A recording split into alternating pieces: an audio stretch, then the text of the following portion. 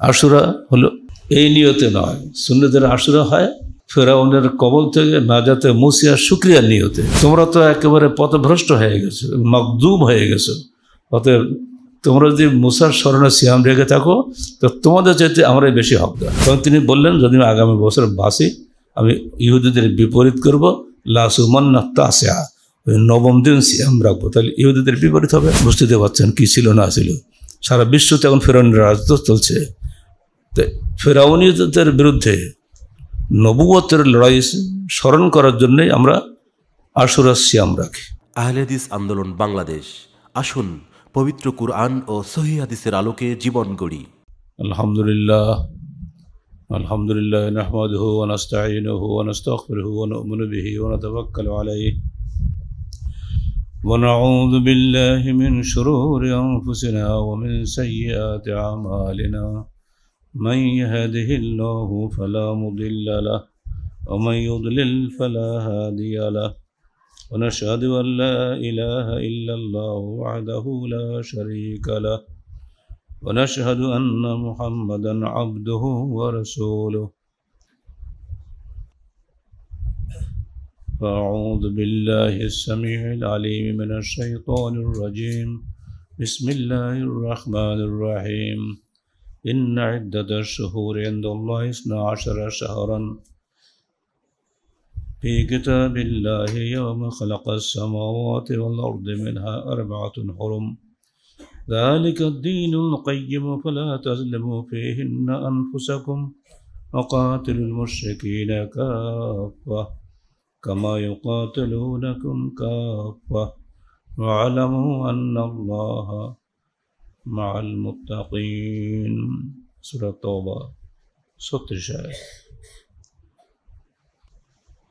আল্লাহ পাক বলছেন, মাসের গণনা আসমান জমিন সৃষ্টির শুরু থেকে 12টি। আমরা যে 12 মাস বলি এটা আমাদের তৈরি করা নয়, এটা আল্লাহরই সৃষ্টিগত এবং সেই বিধানই চলছে সারা বিশ্বে। তিনি বলছেন মেনহা আরবাতুন হুরুম, এই 12 মাসের মধ্যে 4টি মাস হচ্ছে মহাসম্মানিত, জুলকাদা, জুলহিজ্জা এবং মুহররম, পরপর 3টি মাস, আর এর 5 মাস পরে রজব, এরপরে তো শাবান রমজান এসে যাবে।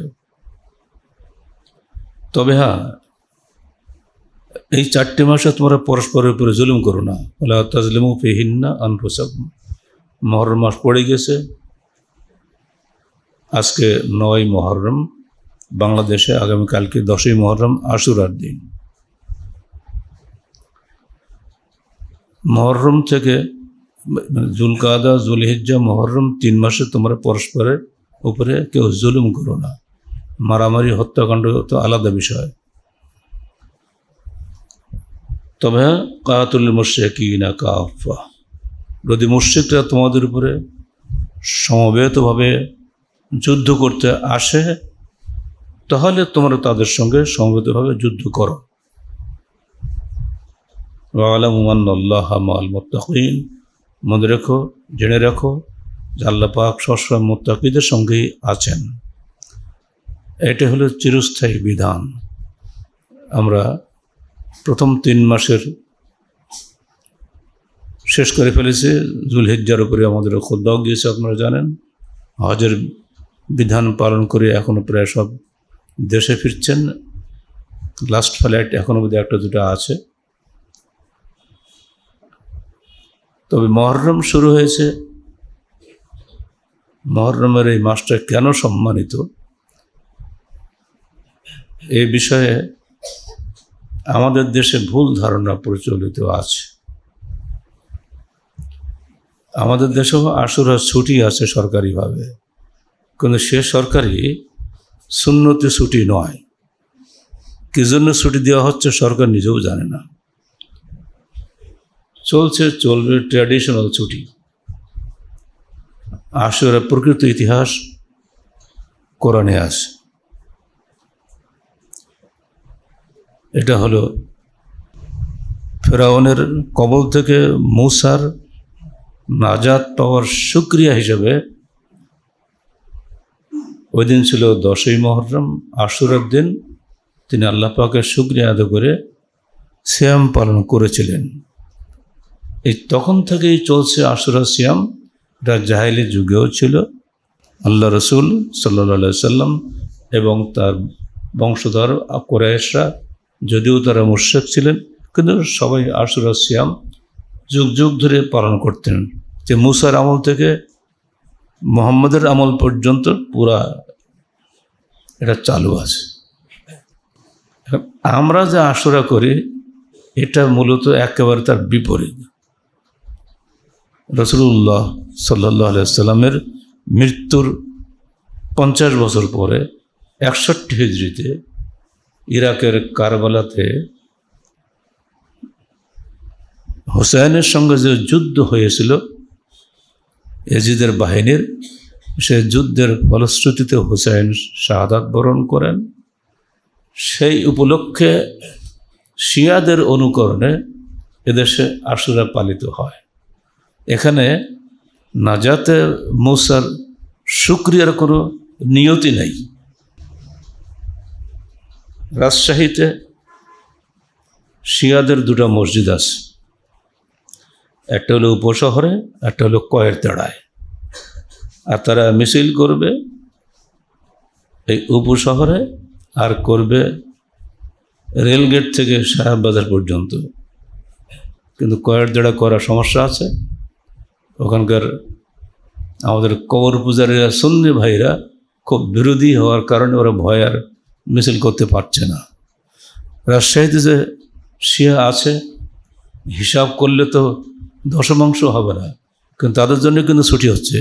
ছুটি কিন্তু সুন্নিদের জন্য হচ্ছে না, কারণ সুন্নিদের কোনো এই আশুরা হলো এই নিয়তে নয়। সুন্নিদের আশুরা হয় ফেরাউনের কবল থেকে নাজাতে মুসা শুকরিয়ার নিয়তে। যে নিয়ত আপনাদের সহি হয়, তাহলে আশুরা সিয়াম যারা আজকে রেখেছেন বা আগামীকাল অবশ্যই রাখবেন, নফল হিসাবে, ফরজ হিসাবে না, তাহলে এই নেকি পাবেন। তাহলে যদি শাহাদাতে হোসেনের নিয়তে সিয়াম রাখেন, সব বরবাদ হয়ে যাবে। কারণ হোসেনের আগে তার পিতা আলী কি শহীদ হন নাই, ওসমান কি শহীদ হন নাই, ওমর কি শহীদ হন নাই? তারা কি হোসেনের চাইতে অনেক বড় মানুষ ছিলেন না? যারা দুনিয়ায় থাকতে জান্নাতের সুসংবাদ পেয়েছেন, সে উপলক্ষে কি আমরা কেউ কোনো মিছিল মিটিং করি? তাহলে এগুলো তো সাধারণ জ্ঞানেই বোঝা যায়, কিন্তু না বোঝার লোক সংখ্যাই বেশি। আসেন কোরআন থেকে আমরা দেখে নিই আল্লাহ পাক এই বিষয়ে কী বলছেন। আয়াতটা তো শুনলেন, এবার ইবনে আব্বাস থেকে হাদিসটা শোনেন। আর ইবনে আব্বাস আন্না রাসূলুল্লাহ সাল্লাল্লাহু আলাইহি ওয়াসাল্লাম কাদমাল মদিনা ওয়াজাদাল ইয়াহুদা সিয়ামান ইয়াউমা আশুরা। রাসূলুল্লাহ সাল্লাল্লাহু আলাইহি ওয়াসাল্লাম মদিনায় হিজরত করে দেখলেন যে ইহুদিরা আশুরা দিন সিয়াম পালন করে। ফাকাল লাহুম রাসূলুল্লাহ মা হাযাল ইয়াউম আল্লাযী তাসুমুনাহু, কি ব্যাপার তোমরা আজকের দিন সিয়াম রাখছো কেন, তোমরা ইহুদি? ক্বালু হাযা ইয়াউমুন আযীম, এটা একটি মহান দিবস। আনজাল্লাহু ফীহি মূসা ওয়া কওমাহু ওয়া গাররাকা ফিরআউন ওয়া কওমাহু, এই দিন আল্লাহ পাক মূসা এবং তার সাথী বনী ইসরাইলকে মুক্তি দিয়েছিলেন এবং ফিরআউন এবং সাথীদেরকে ডুবিয়ে মেরেছিলেন। ফাসামাহু মূসা শুকরান, বলে মূসা এই দিন কৃতজ্ঞতা স্বরূপ সিয়াম রেখেছিলেন। ফানাহনু নাসুমুহু, আর সেজন্য আমরা সিয়াম রাখি। ফাকাল রাসূলুল্লাহ সাল্লাল্লাহু আলাইহি ওয়াসাল্লাম ফানাহনু আহাক্কু ওয়া আওলা, তোমাদের চাইতে আমরাই বেশি হকদার এবং সর্বোত্তম অধিকারী বে মূসা, মূসার সত্যিকারের অনুসারী আমরাই। তোমরা তো একেবারে পথভ্রষ্ট হয়ে গেছো, মকদুব হয়ে গেছো। অতএব তোমরা যদি মূসার স্মরণে সিয়াম রেখে থাকো, তো তোমাদের চাইতে আমরাই বেশি হকদার। ফাসামাহু রাসূলুল্লাহ সাল্লাল্লাহু আলাইহি ওয়াসাল্লাম ওয়া আমারা বিসিয়ামিহি, অতঃপর আল্লাহ রাসূল সিয়াম রাখলেন এবং তাদেরকে সিয়াম রাখার নির্দেশ দিলেন। এবং তিনি বললেন, যদি আমি আগামী বছর বাসি, আমি ইহুদিদের বিপরীত করব। লা সুমান্না তাসিআ, 9ম দিন সিয়াম রাখবো। তাহলে ইহুদিদের বিপরীত হবে 9-10। ইবনে আব্বাস থেকে মওকুফ সহিহ সূত্রে একটা এসেছে, তোমরা 9-10 অথবা 10-11 করো, কারণ এটা ইহুদিদের বিপরীত করা হবে। মূলটা হলো আশুরার দিন বাংলাদেশে আগামীকাল শনিবার, এইটা যেন কেউ ফেল করবেন না। এরপরেও বলছি এটা কিন্তু ফরজ নয়, নফল সিয়ামের নিয়তে নফল সিয়াম রাখবেন। ফজিলত কি? আন আবি হুরায়রা রাদিয়াল্লাহু আনহু قال قال رسول الله صلى الله عليه وسلم أفضل الصيام بعد رمضان شهر الله المحرم وأفضل الصلاة بعد الفريضة صلاة الليل رواه মুসলিম। ফরজ সিয়ামের পরে শ্রেষ্ঠ সিয়াম হলো মুহররমের সিয়াম, অর্থাৎ আশুরা সিয়াম। আর ফরজ সালাতের পরে শ্রেষ্ঠ সালাত হলো তাহাজ্জুদের সালাত। মুসলিম শরীফ হাদিস। ওয়ান আবি কাতাদা قال قال رسول الله صلى الله عليه وسلم وصيام يوم عاشوراء أحتسب على الله أن يكفر السنة التي قبله رواه মুসলিম। রাসূলুল্লাহ সাল্লাল্লাহু আলাইহি ওয়াসাল্লাম ইরশাদ করছেন, আশুরা সিয়াম আমি আল্লাহর নিকট থেকে আশা করি এটা বিগত 1 বছরের গুনাহের সগীরা গুনাহের কাফফারা হয়ে যাবে। সুবহানাল্লাহ ওয়া বিহামদিহি। আল্লাহ যেন আমাদের সবাইকে আগামীকাল সিয়াম রাখার তৌফিক দান করেন। অন ইবনে আব্বাসিন قال সুমু ইয়ামা আশুরা ওয়া খালিফুল ইয়াহুদা ওয়া সুমু ক্বাবলহু ইয়ামান আও বাদাহু ইয়ামান।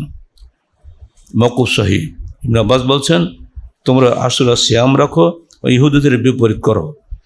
তোমরা তার আগের দিন একটা রাখো অথবা পরের দিন একটা রাখো, যেটা একটু আগে বললাম। এই হলো আশুরার প্রকৃত কোরআন হাদিস ভিত্তিক ইতিহাস। এখানে হোসেনের কোনো খবরই নেই। এখন প্রশ্ন হলো, এত ফজিলতের কারণটা কি? কারণ ছিল মুলুকিয়ত নবুয়তের লড়াইকে স্মরণ করা। ফিরাউন ছিল রাজা, সম্রাট। মুসা ছিলেন নবী। মুসার কোনো সৈন্য সামন্ত কিছুই নাই, কিছু ভক্ত অনুসারী ছিল। ফিরাউনের মাশাআল্লাহ বুঝতে পারছেন কি ছিল না ছিল। সারা বিশ্বতে এখন ফিরাউনের রাজত্ব চলছে। তো ফিরাউনীদের বিরুদ্ধে নবুয়তের লড়াই স্মরণ করার জন্যই আমরা আশুরা সিয়াম রাখি। ফিরাউনের দাবি ছিল 6টা। 1, দেখো ইন্না হাযা লা সাহিরুন আলিম। এই যে মুসা দেখছো না, একটা বিজ্ঞ জাদুকর। মানুষকে ধোঁকা দেওয়ার জন্য এগুলো বলা হয়েছে। আপনারা একসময় আমাদেরকে জঙ্গি বলেন নাই, আমাদেরকে 11টা মামলা দিয়ে ঢুকিয়ে দেন নাই যে আপনার কোন ফেরাউন নাকি? ইন্না হাযা লা সাহিরুন আলিম, এটা একটা বিজ্ঞ জাদুকর। সূরা আরাফ 109 আয়াত। 2 নম্বর ছিল ফিরআউনের বক্তব্য, ইন্নী আখাফু আন ইউবাদদিলা দীনাকুম আও আন ইউযহিরা ফিল আরদিল ফাসাদ। আমি ভয় পাচ্ছি তোমাদের দিন ধর্ম সব নষ্ট করে দেবে। মুসা কি দিনদার বেশি না ফিরআউন দিনদার বেশি? কে কারে কি বলছে দেখেন। ফিরআউন বলছে এরা তোমাদের দিন নষ্ট করবে, মানে যে রীতিনীতি আছে তোমাদের এগুলো সব নষ্ট করে ফেলবে। ও আন ইউযহিরা ফিল আরদিল ফাসাদ, এরা পৃথিবীতে ফাসাদ সৃষ্টি করবে। সূরা মুমিন 26। আমাকে রিমান্ডে নিয়ে প্রথম কি কথা বলেছিল জানেন? দেখছেন আপনি আসার আগে 63টা জেলায় বোমা ফাটলো, আপনি অ্যারেস্ট হয়েছেন, সব ঠান্ডা হয়ে গেছে। ঠিক মিলে যাচ্ছে না? তাই বললাম তো, ঠান্ডা করার মালিকও আপনারা, গরম করার মালিকও আপনারা। আমরা কিন্তু খবরই রাখি না, চুপ হয়ে গেল এক কথায়। যুগে যুগে ফিরআউনদের একই রীতি চলছে। যখন কোনো হকপন্থী মানুষকে তারা দেখবে, কেউ তাকে বরদাস্ত করবে না। হক কথা যেই বলুক, তার পৃথিবীতে বসবাস করার অধিকার নাই। ভাবখানা এই 3 নম্বর ছিল ওয়াজহাবা বিতরিকাতিকুমুল মুসলা, সূরা তাহা 63 আয়াত। দেখো এরা যে 2 ভাই, কে? মুসা আর একজনকে হারুন, কিন্তু বড়, এটা মনে রেখে দিন। আবার হারুন 3 বছরের বড় মুসার চাইতে। এরা 2 ভাই এসেছে তোমাদের যে তরিকাতুল মুসলা, সুন্দর যে তরিকা চলছে, এইটা একদম শেষ করে দেবে। ওরা যদি কখনো ক্ষমতায় আসে তো কিছু থাকবে না। অর্থাৎ জনগণ সাবধান এদের থেকে। 4 নম্বর সে কি বুদ্ধি খাটিয়েছিল জানেন? ওয়াজালা আহলা শিয়ান ইস্তাযইফু তাইফাতাম মিনহুম, সূরা কাসাস 4 আয়াত। ফিরআউন বুদ্ধি খাটালো কি? মুসা দলের তো সম্মানে লোক চলে যাচ্ছে। তখন এগুলোকে ভাগ করতে হবে, বিভিন্ন অর্থ দিয়ে, লোভ দিয়ে, বিভিন্ন টোপ দিয়ে, বিভিন্নভাবে সে পুরা ইরাকের জনগণকে বিভক্ত করে ফেলে দিল। মিনহুম, আর মুসার কমের যে লোকগুলো ছিল অর্থাৎ বনু ইসরাইল, তাদেরকে দুর্বল করে দিল। চলছে যে তন্ত্র বাংলাদেশে চলছে বা সারা বিশ্বে চলছে, এটা না, এক দলকে হটাও, এক দলকে বসাও, এই তো কাজ। এতে যারা মরে আর যারা মারে, কেউ গাজী হবে না, কেউ শহীদ হবে, কিছুই হবে না। ইতিমধ্যে কতগুলো মরছে হিসাব আছে। আজকে তো মাশাআল্লাহ বেলা 2টার সময় তো ঢাকা আগুন হয়ে যাবে। কত যে মরবে আল্লাহ জানে, কেন মরছে তাও জানে না, কেন? শারীরিক ক্ষমতা যাওয়ার জন্যই তো। অত ক্ষমতা তো আল্লাহর হাতে। কুলিল্লাহুম্মা মালিকাল মুলকি তুতিল মুলকা মান তাশা, সম্পূর্ণ আল্লাহর হাতে ক্ষমতা। এই বিশ্বাস যারা করে তারা কোশ্চিনকালে ক্ষমতা নিয়ে কামড়াকামড়ি করতে পারে না। কিন্তু সে যুগেও ছিল এটা, এই যুগেও চলছে সেটাই। ফেরাউন ভয় পেয়েছিল মুসার জনপ্রিয়তাকে, আর সেই জন্য জনগণকে বিভক্ত করে ফেলেছিল যাতে মুসার দলের লোক সব যেতে না পারে। 5 নম্বর সে বলেছিল ইউরিদু আন ইউখরিজাকুম মিন আরদিকুম বিসিহরিহি ফামাযা তা'মুরুন। দেখছেন, আমি মনে করি মুসা তার জাদু দিয়ে তোমাদেরকে তোমাদের দেশ থেকে বের করে দেবে। বলো তোমরা আমাকে কি নির্দেশ দিচ্ছ, কি পরামর্শ দিচ্ছ? মানে জনগণের কাছে, মানে পার্লামেন্ট বসে বলো তোমরা আমাকে কি নির্দেশ দিচ্ছ। ভাবখানা জানি যে আমি কিছুই বুঝি না, তোমরা যে বলো তাই করবো। আসলে ওদের নিজে তো একটা স্বৈর শাসক। জনগণের দোহাই দিয়ে তারা এই জুলুম মুসার উপরে চালিয়েছিল। এবার সব জাদুকরদের জমা করা হলো না, মুসা তো জাদুকর, এর চাইতে বড় জাদুকর আনতে হবে। মন্ত্রীরা সব পরামর্শ দিল, হে সম্রাট, দেশের যত বড় বড় জাদুকর আছে সবাইকে জমা করুন, করার পরে মুসার জাদুর সঙ্গে তাদের প্রতিযোগিতা করা হোক, দেখি মুসা যেতে না তারাই যেতে। জাদুকর এসে বললো, হে সম্রাট, যদি আমরা জিতে যাই তাহলে আমাদের কী পুরস্কার দিবেন? উনি বললেন, তোমরা আমার নিকটবর্তী লোক হবে, তোমরা যা চাইবে তাই পাবে।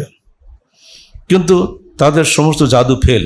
এ তো নবুয়তের তো মুজিজা, এখানে জাদু চলে, সব শেষ।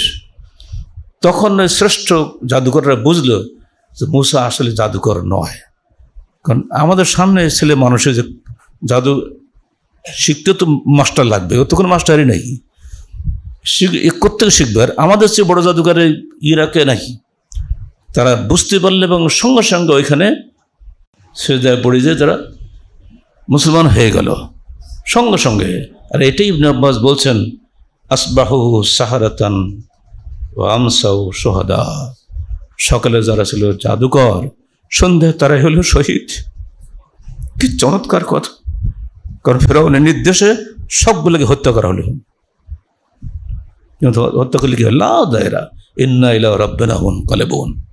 ফেরাউন যখন হুমকি দিল তোমাদের শুলবিদ্ধ করে হত্যা করবো, সরাসরি তারা বলে দিল লা দায়রা, কোনো ক্ষতি নাই, আমরা আমাদের প্রতিপালকের নিকটে ফিরে যাচ্ছি। আহা, কি চমৎকার ইমানে তেজ! চিন্তা করা যায় এই বলা সৎসাহস কজনের আছে? লা দায়রা ইন্না ইলা রাব্বিনা মুনকালিবুন।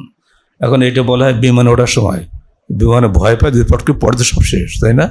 এই জন্য ওই সময় বলে, দেখবেন এখন বিমানে আমাদের কি বলে ওদেরকে কুরুরা, ওরা বেশ সুন্দর করে পড়ি পড়ি শোনাই দেয়। আর যারা হজে গেছেন সৌদি তো ওটা বলবেই।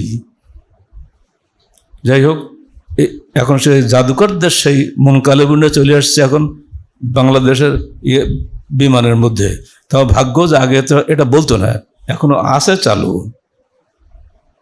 কথার মানুষের মনে থাকা ভালো, যেটা কারা বলেছিল প্রথমে?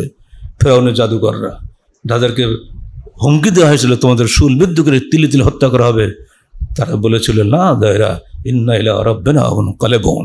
ফেরাউন কোনো ক্ষতি নাই, আমরা আমাদের প্রতিপালকের নিকটে ফিরে যাব। আহা, এই জন্য ইবনে আব্বাস বলছেন আসবাহু সাহারাতান ওয়া আমসাউ শুহাদা, যারা সকালে ছিল জাদুকর, সন্ধ্যা তারাই হয়ে গেল শহীদ। শাহাদাতের চাইতে উচ্চ মর্যাদা মুমিনের জন্য আর কিছুই নাই, যদি সেই শাহাদাত হয় আল্লাহর পথে। 6 নম্বর ধোঁকা ছিল ফিরাউনের। ক্বালা ফিরাউন মা আরাকুম ইল্লা মা আরা ওয়া মা আহাদিকুম ইল্লা সাবিলার রাশাদ, সূরা মুমিন 29 নম্বর আয়াত। দেখো হে জনগণ, আমি তোমাদেরকে সাবিলার রাশাদ অর্থাৎ সর্বোত্তম পন্থা ছাড়া দেখাই না। আমি সবসময় তোমাদেরকে সঠিক পথে পরিচালনা করি, কোনোদিন বেঠিক পথে যাই না। এই 6টা ধোঁকা জনগণকে দিয়ে সে মানুষকে ফিরিয়ে রাখতে চেয়েছিল মুসার দাওয়াত থেকে। যুগে যুগে হকপন্থীদের দাওয়াতের বিরুদ্ধে এমনিভাবেই ফেরাউনপন্থীরা কাজ করেছে। এই সংখ্যা আত্মহারিকের সম্পাদকীয়টা দয়া করে পড়ে দেখবেন। এবার ডাইরেক্ট মুসাকে ফেরাউন হুমকি দিল, লাইন ইত্তাখাযতা ইলাহান গায়রি লাজআলান্নাকা মিনাল মাসজুনিন, সূরা শুআরা 29। হে মুসা, খবরদার, যদি তুমি আমাকে বাদ দিয়ে অন্য কাউকে ইলাহ বা উপাস্য বলে গ্রহণ করো, লাজআলান্নাকা মিনাল মাসজুনিন, অবশ্যই আমি তোমাকে কারাগারে বন্ধ করবো। কারাগারে বন্ধ করবে, ওইটা তো বুদ্ধি। আর মুসার কওম বনী ইসরাইল তাদেরকে বলল কি, সানুকাত্তুলু আবনাআহুম ওয়া নাস্তাহয়ি নিসাআহুম ওয়া ইন্না ফাওকাহুম কাহিরুন, সূরা আরাফ 127 আয়াত। আমরা 70 বনী ইসরাইলের ছেলে সন্তানদেরকে হত্যা করব এবং তাদের মেয়ে সন্তানদেরকে বাঁচিয়ে রাখবো। আমরা তাদের প্রতি অবশ্যই এখনই প্রতাপান্বিত হয়ে আছি, তারা তো আমাদের কাছে অত্যন্ত হীন ও নিকৃষ্ট। তখন বনী ইসরাইল ভয় পেয়ে গেল। স্বাভাবিক, ছেলে সন্তান কেনা চায় বলেন, বাড়িতে ছেলে তো সবাই চায়, আর ছেলে হত্যা করে ফেলবে, খালি মেয়েগুলো বাঁচিয়ে রাখবে, মানে দাসী হওয়ার জন্য, তাহলে আমাদের কি হবে? তারা বলল, উযিনা মিন ক্বাবলু আন তা'তিনা ওয়া মিন বা'দু মা জি'তানা, কে হে মুসা, তুমি আসার আগেও আমাদেরকে ঠিক এইভাবে নির্যাতন করা হয়েছে, এবং তুমি আসার পরও সে একইভাবে নির্যাতন করা হচ্ছে, তা তুমি এসে আমাদের লাভটা কি হইল? বলবেন না এটা? সূরা আরাফ 129 আয়াত। এবার জবাবে মুসা আলাইহিস সালাম বললেন, ইয়া কওমে ইন কুনতুম আমানতুম বিল্লাহি ফাআলাইহি তাওয়াক্কালু, যদি তোমরা আল্লাহর উপরে ঈমান এনে থাকো তো আল্লাহর উপরে ভরসা করো, মানুষের উপরে নয়। ইন কুনতুম মুসলিমিন, যদি সত্যিকার অর্থে তোমরা আল্লাহর প্রতি আত্মসমর্পণকারী হয়ে থাকো। ফাকালু, তারা বলল, আলাল্লাহি তাওয়াক্কালনা রব্বানা লা তাজআলনা ফিতনাতাল লিল কওমিজ যালিমিন ওয়া নাজ্জিনা বিরহমাতিকা মিনাল কওমিল কাফিরিন, সূরা ইউনূস 84 থেকে 86 আয়াত। মুসার কথা মতো তারা বলল, আমরা আল্লাহর উপরে ভরসা করলাম। হে আমাদের প্রতিপালক, তুমি আমাদেরকে জালেম কওমের ফিতনায় ফেলো না, এবং তুমি আমাদেরকে তোমার অনুগ্রহের মাধ্যমে এই কাফের কওম এর হাত থেকে বাঁচাও। মুসা তাদের সান্ত্বনা দিয়ে বললেন, ইস্তাঈনু বিল্লাহি ওয়াসবিরু, তোমরা আল্লাহর নিকটে সাহায্য চাও এবং ধৈর্য ধারণ করো। ইন্নাল আরদা ইউরিসুহা মান ইয়াশাউ মিন ইবাদিহি, আল্লাহ এই পৃথিবীর নেতৃত্ব মালিকানা তার বান্দাদের মধ্যে তিনি যাকে চান তাকে দিয়ে থাকেন, এটা বান্দার কোনো ক্ষমতা নাই। তিনি দিয়েছেন ফেরাউনকে, মেনে নাও, সবর করো, ধৈর্য ধারণ করো। মনে রেখে দিও, ওয়াল আকিবাতুল লিল মুত্তাকিন, শুভ পরিণাম সির্ফ মুত্তাকিদের জন্যই, সূরা আরাফ 128 আয়াত। ফাআওহায়না ইলা মূসা আন আসরি বিইবাদি ইন্নাকুম মুত্তাবাউন, আল্লাহ বলছেন, অতঃপর আমরা মূসাকে ওহী করলাম যে তুমি তোমার দলবল নিয়ে সকাল হওয়ার আগেই রাতারাতি বেরিয়ে যাও, তোমাদের পেছনে পেছনে কিন্তু ফেরাউনরা তার দলবল নিয়ে অনুসরণ করবে। সূরা শুআরা 52 আয়াত। এখন ফেরাউন আসতেছে, এনারাও পৌঁছে গেছেন সাগরের কিনারায়। দূর থেকে ফেরাউনের দলকে পরস্পর দেখতে পেয়েছেন। তখন এখানে অবস্থাটা কী হলো দেখেন, ফালাম্মা তারা আল জামআন ক্বালা আসহাবু মূসা ইন্না লামুদরাকুন, যখন মূসার দল ফেরাউনের দলবলকে দেখতে পেল, তখন তারা বলল, হে মূসা ইন্না লামুদরাকুন, আমরা তো ধরা পড়ে গেলাম। ওই অবস্থায় সাহস রাখা জাতা কথা মনে করেন নাকি? ওই অবস্থায় মূসা বলছেন, কাল্লা ইন্না মাইয়া রাব্বি সাইয়াহদিন, আমার সঙ্গে আমার রব আছে, অবশ্যই তিনি আমাদেরকে সুপথ প্রদর্শন করবেন। এই সৎসাহস শুধু ইমানদারদেরই হয়। ইমানদারদের পরীক্ষা মৃত্যুর আগ পর্যন্ত হয়। এই সময় সে ভয় পায় নেই, পরিষ্কার বলতেছে কাল্লা, কোশ্চিন কালো না, ইন্না মাইয়া রাব্বি সাইয়াহদিন, আমার সঙ্গে আছেন আমার প্রতিপালক, অবশ্যই তিনি আমাকে সুপথ প্রদর্শন করবেন। ফাওহায়না ইলা মূসা আন ইজরিব বিআসাকাল বাহর, মূসার এই ঈমানি তেজস্বী বক্তব্য শুনে আল্লাহ খুশি হয়ে গেলেন। আল্লাহ বললেন, আজরিব বিআসাকাল বাহর, তুমি তোমার হাতের লাঠিটা সমুদ্রে মারো। সমুদ্র আল্লাহর সৃষ্টি, মূসা আল্লাহর সৃষ্টি, লাঠি আল্লাহর প্রেরিত, সবই তো আল্লাহর অনুগত। লাঠি এটা কিছু করতে হবে আপনাকে, আপনি একবার ঘরে বসে দোয়া করলে কিন্তু হবে না। লাঠি মারো, লাঠি মারলেন, সমুদ্র বিভক্ত হইল, ফাকানা কাত্তাউদিল আযীম, দুই দিকে বড় বড় পাহাড়ের মতো পানি সব দাঁড়িয়ে গেল। যে পানির স্রোত চলছিল ভীষণ বেগে, স্রোত স্তব্ধ হয়ে গেল। মূসা তার ভিতর দিয়ে রাস্তা দিয়ে সোজা বেরিয়ে চলে গেলেন। বলো সুবহানাল্লাহ ওয়া বিহামদিহি। এবার পিছিয়ে পিছিয়ে ঢুকে পড়লো ফিরআউন। আবার আল্লাহ হুকুম দিলেন, পানিকে সমান হয়ে যাও। মূসার দরবার সব মরি শেষ। ইতিহাস বলতে পারে 7.5 লক্ষ সৈন্য নিয়ে মূসা কি বলে ফিরআউন আসছিল, সব শেষ। এইবার যখন ফিরআউন ঢকঢকে পানি খাচ্ছে, তখন বলছে হাত্তা ইজা আদরাকাহুল গরাকু ক্বালা আমানতু আন্নাহু লা ইলাহা ইল্লাল্লাযী আমানাত বিহি বনু ইসরাঈল। মূসা তো ফিরআউন তো দেখলে তো বাঁচা যাবে না, বিশাল নদী, কোথায় সাগর ঝাঁপানোর ক্ষমতা আছে? এত লোনা পানি তো খাওয়া যায় না।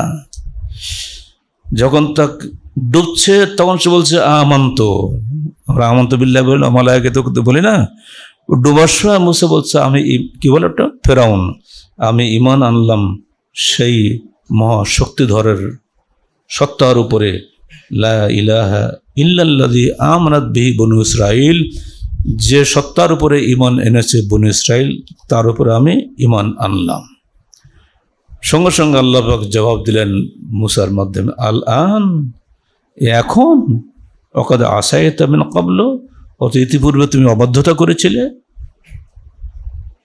ওয়া কুনতা মিনাল মুফসিদিন, তুমি তো সমাজে বিশৃঙ্খলা সৃষ্টিকারী ছিলে। ফালিয়াউমা নুনাজ্জিকা বিবাদানিকা লিতাকুনা লিমান খালফাকা আয়াহ ওয়া ইন্না কাসীরাম মিনান নাসি আন আয়াতিনা লাগাফিলুন। হ্যাঁ ঠিক আছে, যখন তুমি আমানত বলেছ, তো তোমার এই দেহটা আমি বাঁচিয়ে দিলাম, পচবে না, মাছও খাবে না, কুমিরও শোবে না, কামড়ও খাবে না, ও থাকবে, যাতে তোমার পরবর্তী লোকেরা এটাকে নিদর্শন হিসাবে স্মরণ করে চিরদিন, আমি হায়াতের মালিক, আমি মৌতের মালিক, আমি সব কিছুর মালিক, মানুষ নয়। ওয়া ইন্না কাসীরাম মিনান নাসি আন আয়াতিনা লাগাফিলুন, কিন্তু বাস্তবতা হচ্ছে এই বহু মানুষ আমার আয়াত সমূহকে নিয়ে বিষয়ে উদাসীন থাকে। আল্লাহ পাকের এই আয়াতগুলোতে অনেকে অবিশ্বাস করে, অনেকে এগুলো থেকে উদাসীন থাকে, তাহলে কিছু মনেই করে না। এটাও আল্লাহ দুঃখ করছেন। সূরা ইউনূস 90-92 আয়াত। কোরআনে কাহিনী বলার পরে যদি কেউ বানোয়াট কাহিনী বলে, তাকে শুনবেন নাকি? কোরআন তো অভ্রান্ত সত্য।